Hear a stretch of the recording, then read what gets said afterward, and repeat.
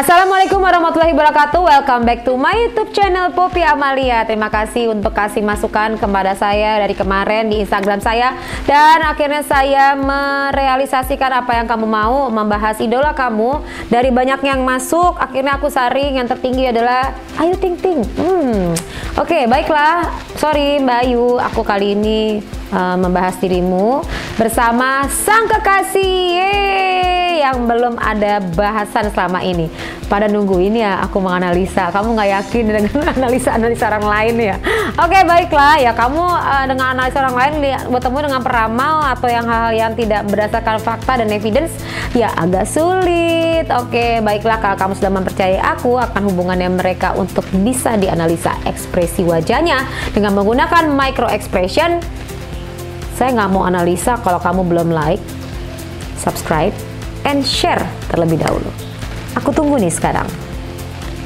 1, 2, 3. Terima kasih. Oke, lanjut pembahasannya. Bicara mengenai ekspresi wajah Ayu dan Adit. Lanjut.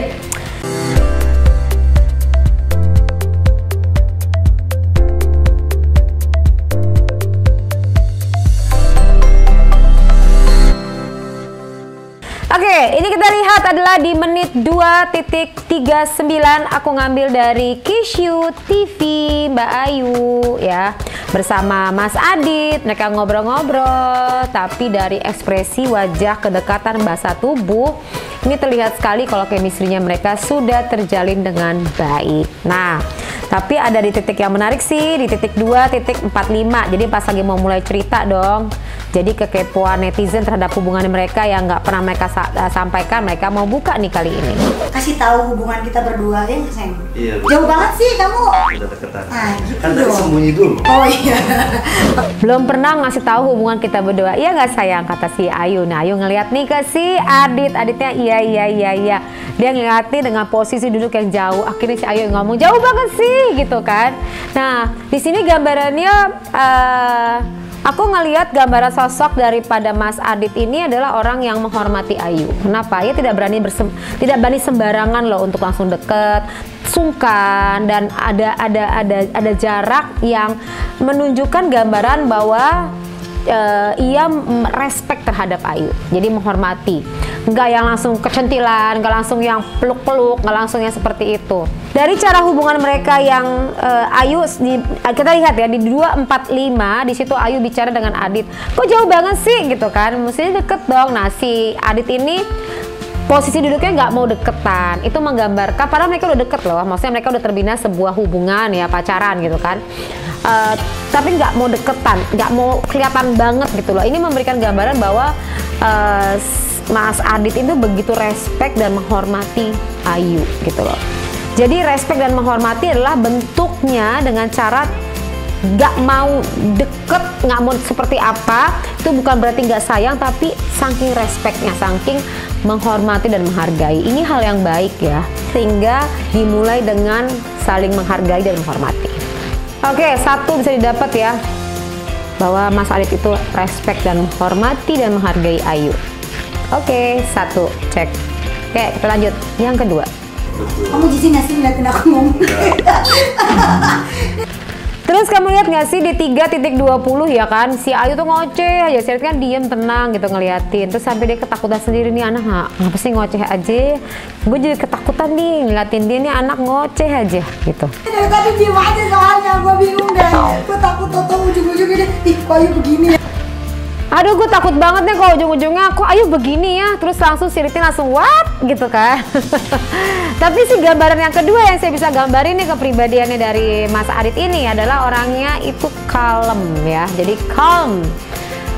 Bagus sih berpasangan dengan Ayu. Ayu kan yang ya kan, gini dia kan ngoceh, emangnya juga host kan, emang juga bakatnya nyanyi.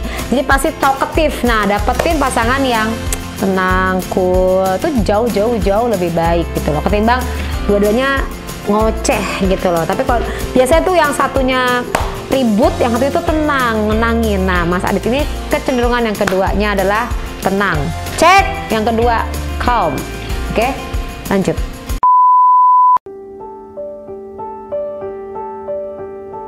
Jadi pertama bertemu di suatu bulan September. Oke.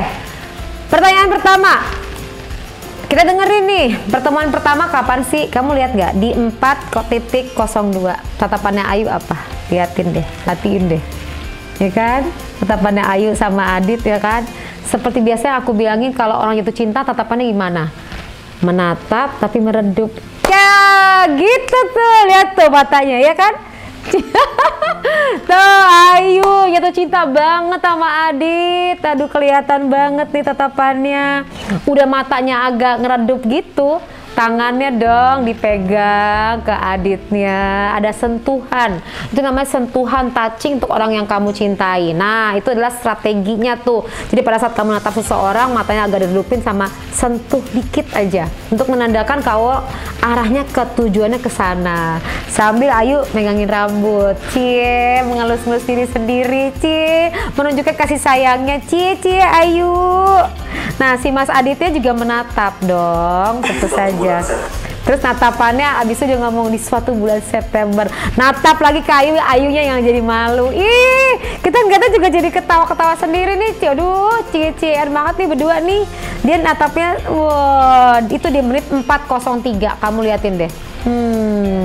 Jadi confirm yang ketiga adalah mereka fall in love dengan sangat luar biasa. Yang ketiga, cek seperti itu.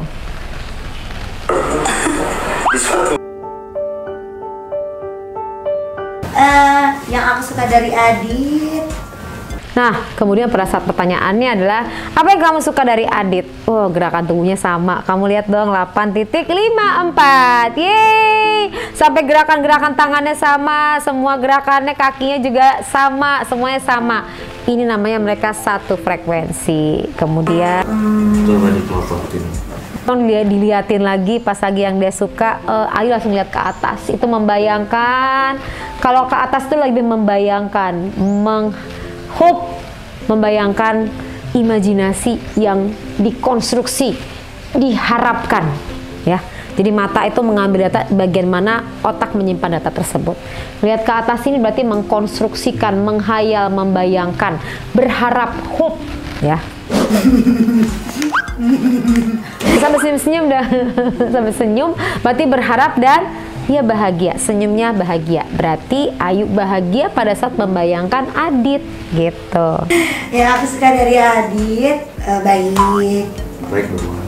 Terus pas lagi ngomong baik, itu langsung spontan, berarti memang beneran baik. Nah pas baik, belum selesai Ger, belum selesai. Baik. Nah pas lagi dia ngomong belum selesai, Ayu gemes gitu. Cie, ih lucu banget ya. Terus alhamdulillahnya seiman. Nah alhamdulillahnya seiman. Jadi pada saat alhamdulillahnya seiman itu ada penegasan tubuhnya Ayu. Jadi ngomongnya alhamdulillah seiman. Jadi sebenarnya adalah hal yang paling utama dari Ayu ini adalah seiman tadi. Orangnya dewasa, pengertian. Dewasa, pengertian. Ayu lupa nambahin kalem. Dan bisa membuat akunya nyaman dan tenang. Akunya nyaman dan tenang dalam menjalani hubungan. Tenang kan, berarti kan benar tadi yang analisa aku di awal ya. Padahal aku belum mendengar ini kalimat. Jadi kalau Adit itu membuat Ayu tuh merasa lebih tenang dan nyaman serta apa ya karena tadi kan kepribadian Ayu ini kan aktif, dinamis. Nah butuh orang yang bisa memberikan sebuah tempat kayak home, kayak nyaman. Jadi nanti ada istilahnya ya, kemanapun kamu pergi adalah kamu rumahku karena nyaman. Jadi rumah itu didefinisikan adalah adanya di dalam dirinya Adit itu sendiri ya, karena feels like home, karena nyaman di situ bersama Adit. Itu yang dicari sama Ayu sebenarnya selama ini.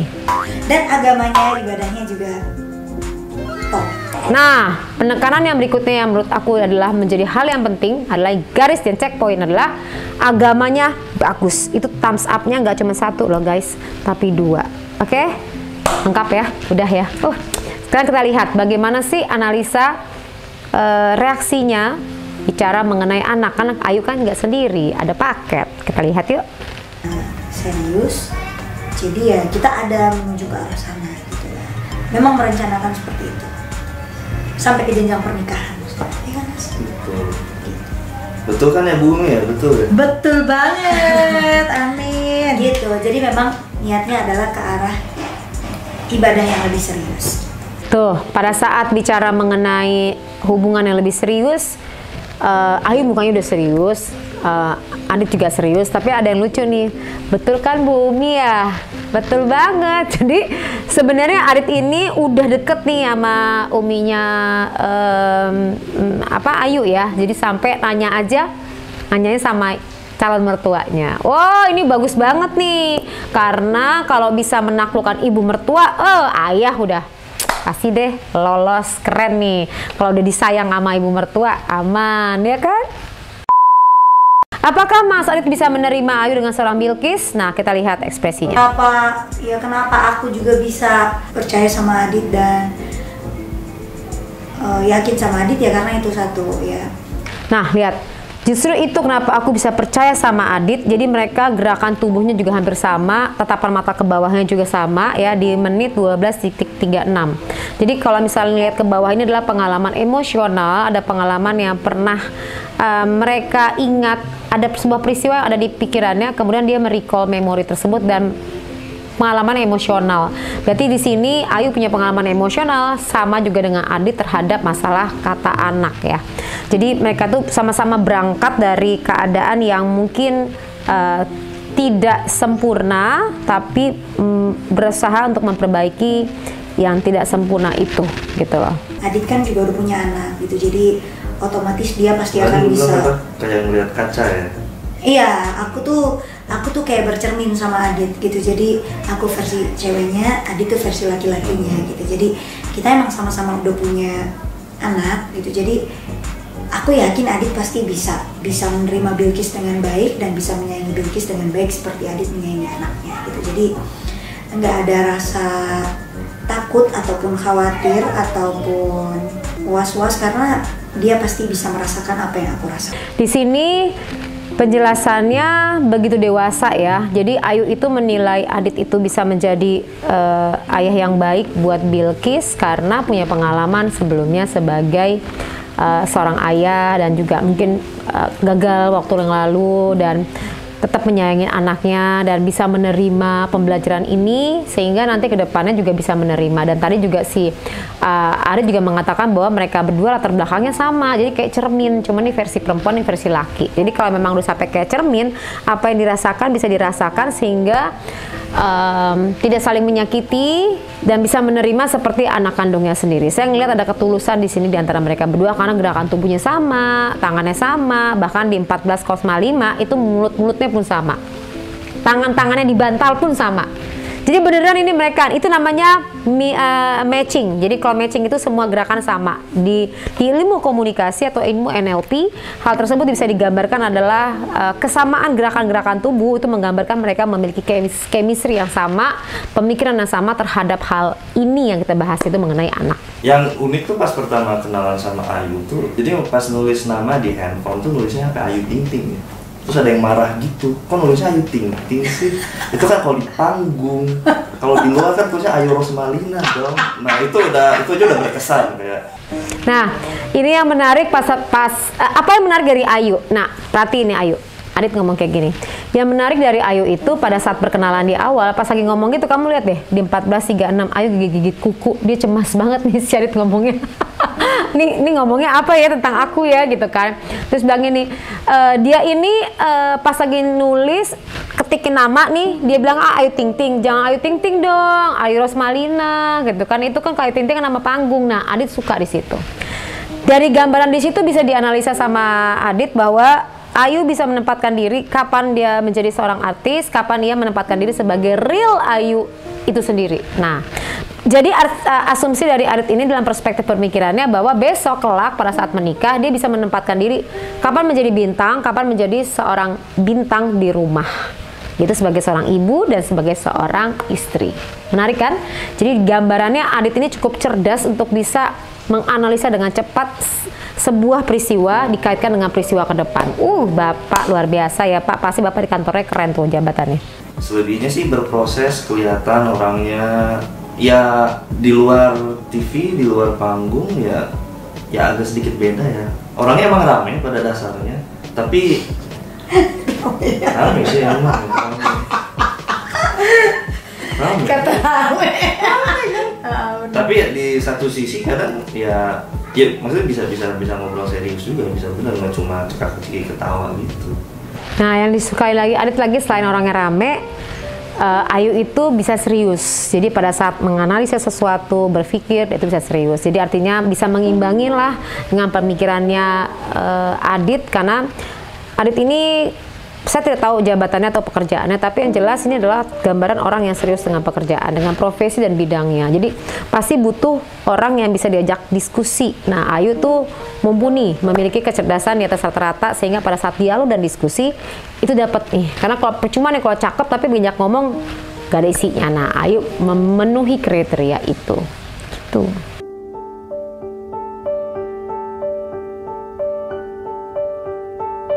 Terus kita jalaninnya enak sih, jadi nggak kerasa ya. Udah nggak tahu. Jadi tiga bulan berasa berapa? Jadi buat kamu tuh apa? Setiap hari apa? Gimana? Apa? Kalau gimana? Apa? Waktu tuh berjalan begitu cepat. Ketika kita bersama apa? Oh tuh gombalannya dibuka. Ketika kita bersama orang yang kita cintai, kenapa waktu berjalan begitu cepat? Tiba-tiba udah maghrib aja. Dan Adit ini setiap hari dia pasti selalu ngerayu, entah itu sekali, entah itu 2 kali, tapi itu rayuannya bener kan ya Mas? Iya bener aja. Benar, bukan bercanda ya, tapi lucu, tapi dia memang bermaksud untuk merayu gitu. Jadi Adit itu selalu merayu. Nah, ini lucu banget nih. Jadi mereka tuh kalau berdua tuh kayak waktunya cepet 3 bulan, tapi kayak udah baru berasa baru sehari gitu loh. Artinya setiap hari mereka tuh bisa saling mencintai, saling makin mencintai karena keisi waktunya dan nggak terasa. Cie, pas ngomong dua-duanya mesem-mesem gitu deh, 21,15. Ya kamu lihat sendiri nanti ya. Ekspresinya lucu banget deh pokoknya. Itu adalah ekspresi. Jadi ini namanya sebuah hubungan yang apa namanya? Sebuah hubungan yang sehat. Jadi begitu kamu recall mengingat pasangan kamu, toh kamu bisa tersenyum sendiri karena kamu bahagia. Bukan mengingat pasangan kamu tiba-tiba langsung cemberut, gila ya error banget sih nih orang gitu, ngerti gak sih? Tapi kalau kamu ingat pasangan kamu tuh, pacar kamu tuh seneng banget kayak gitu loh. Nah itu berarti sehat hubungannya. Tapi kalau kamu inget nih, udah serem banget nih, kamu mendingan gak usah lagi deh, karena kamu ketakutan. Hal yang tidak pernah dilakukan oleh laki-laki lain, yang cuma dilakuin sama Adit, sama aku ya terutama. Cuma Adit yang bisa melakukan ini adalah setiap kita mau berangkat, pasti Adit selalu bukain pintu mobil. Oh iya. Pasti. Nah, terus Ayu juga suka banget.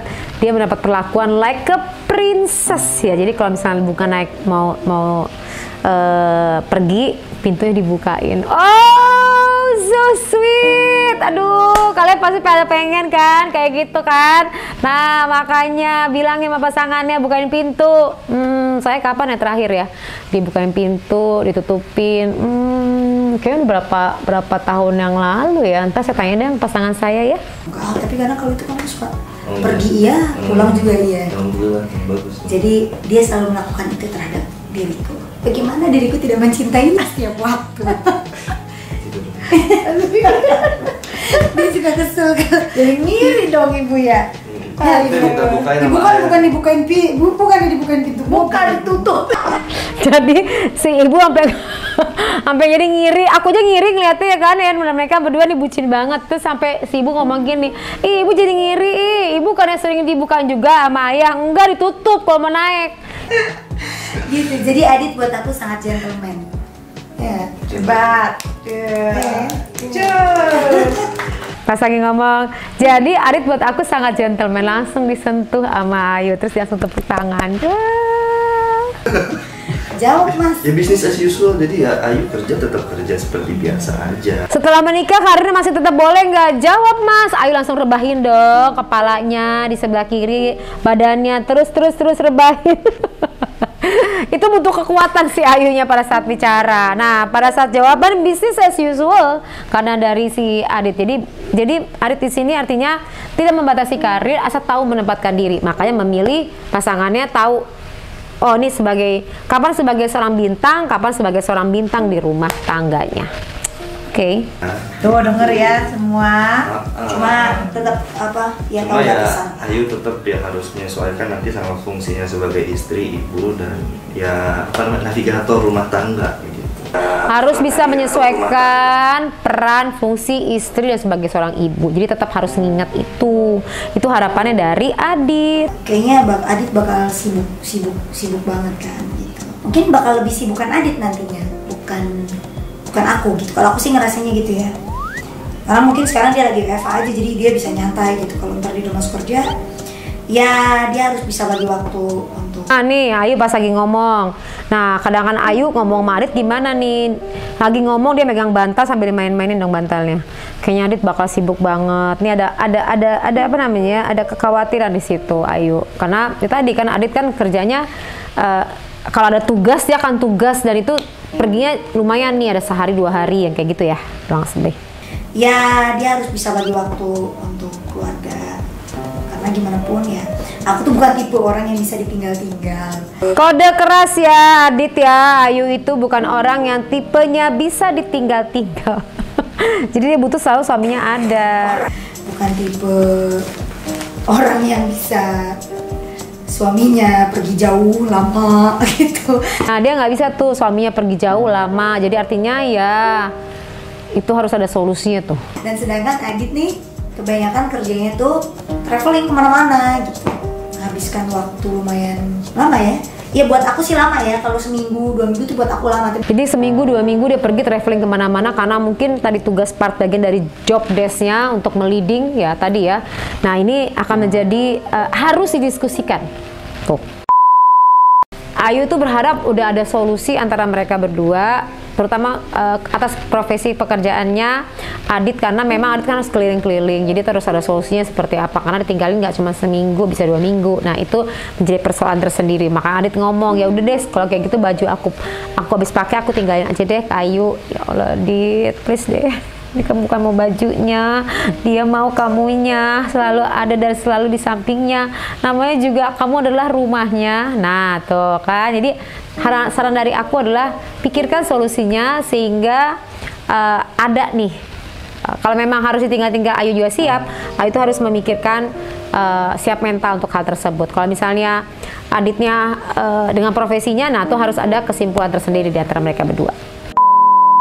Dari gambaran diskusi ini tergambar sekali kepribadian dari Adit yang baik, kemudian juga tenang ya, mengayomi, dewasa, smart gitu kan, dan juga apa namanya, menjadikan Ayu itu like a princess, jadi kayak respect, dihargain, dan selalu bisa membuat Ayu itu jatuh cinta. Wih, keren banget. Ya udah guys, mending kita doain aja bersama, semoga mereka berdua langgeng bisa menuju ke pernikahannya di tahun ini, dan semoga nanti pernikahannya menjadi keluarga sakinah, mawadah, dan warohmah. Kita doain aja yang baik-baik. Oke, sampai bertemu lagi, dan terima kasih untuk tontonannya, dan silakan kamu kasih komen serta mendoakan hubungan mereka yang baik-baik aja. Oke, wassalamualaikum warahmatullahi wabarakatuh. Terima kasih.